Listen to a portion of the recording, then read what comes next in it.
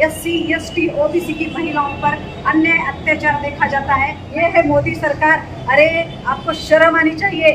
थोड़ा आप गरीब महिलाओं और दलितों के ऊपर थोड़ा भी आपका कुछ भी लक्ष्य नहीं है। बहुत नंगा नाच चल रहा है सरकार का। ये सरकार गिर गई, वो आ गई, उनका ये आ गया, उनका वो हो गया। ये क्या चल रहा है? जनता के ऊपर किसी का भी लक्ष्य नहीं है।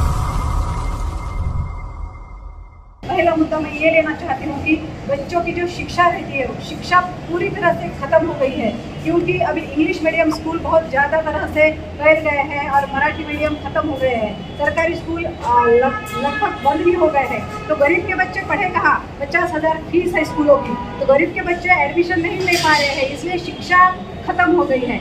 दूसरा मुद्दा मैं लेना चाहती हूँ कि महिलाओं पर अत्याचार की घटनाएं। मैं खुद एडवोकेट हूँ और ज़्यादा से ज़्यादा SC, ST, OBC की महिलाओं पर अन्याय अत्याचार देखा जाता है। मेरे पास खुद ऐसी केसेस है।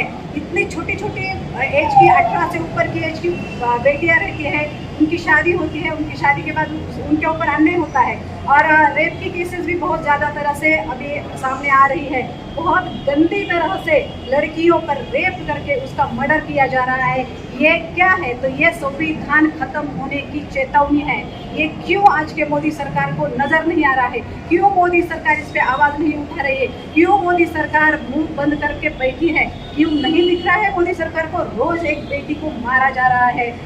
श्रद्धा मर्डर की केस देखो कितनी बुरी तरह से। साकिनाका में हमारे एक मंगला करके उनका एक मर्डर हुआ था। छोटे छोटे टुकड़े करके उसको कुकर में पकाया गया, कुकर में पका के उसको मिक्सर में पीसा गया और फिर कुत्तों को खिलाया गया। ये है संविधान का पावर, ये है मोदी सरकार। अरे आपको शर्म आनी चाहिए। थोड़ा आप गरीब महिलाओं और दलितों के ऊपर थोड़ा भी आपका कुछ भी लक्ष्य नहीं है। आप सिर्फ मजबूर हो गए हैं। ये सरकार वो सरकार। हमारे महाराष्ट्र में तो बहुत नंगा नाच चल रहा है सरकार का। ये सरकार गिर गई, वो आ गई, उनका ये आ गया, उनका वो हो गया। ये क्या चल रहा है? जनता के ऊपर किसी का भी लक्ष्य नहीं है। जनता इधर उधर बिखर गई है। जनता के पूरे ऐसे में बहुजन समाज के बुद्धिजीवी वर्ग का क्या रोल है? बुद्धिजीवी वर्ग अभी एकत्र नहीं है। वो बटा हुआ है इधर उधर, सब पक्ष इधर उधर है।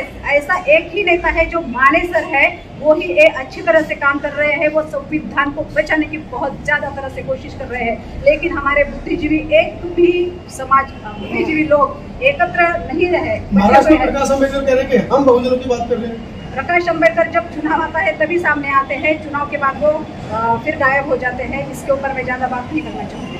यूपी में मायावती जी की सरकार के खिलाफ आप खड़े हैं या बीजेपी के खिलाफ आप खड़े हैं? सब कांग्रेस के खिलाफ आप खड़े हैं? यूपी में मायावती जी और बीजेपी कोई दूसरे दो अलग अलग नहीं है, वो एक ही है।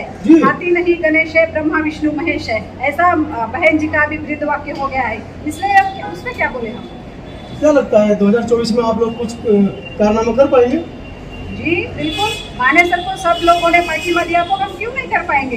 सिर्फ मानेसर ही संविधान बचा रहे हैं और मानेसर ही अच्छी तरह से संविधान का प्रोटेक्शन कर सकते हैं। बस इतना ही मुझको लगता है। यूपी में 10 पार्टी है, राष्ट्रीय पार्टी तो यही बसपा, उसके अलावा ASP चंद्रशेखर की पार्टी, बहुजन मुक्ति पार्टी माने बावन मेश्राम जी की पार्टी, उसके अलावा छोटी बड़ी बहुत सारी पार्टियां हैं। तो कैसे क्यों आप वोट देंगे? मानेसर के बाद मैं बावन मेश्राम जी का नाम लेना चाहती हूँ। वो भी बहुत अच्छी तरह से काम कर रहे हैं, जनता को बचाने का काम कर रहे हैं, संविधान को बचाने का काम कर रहे हैं। और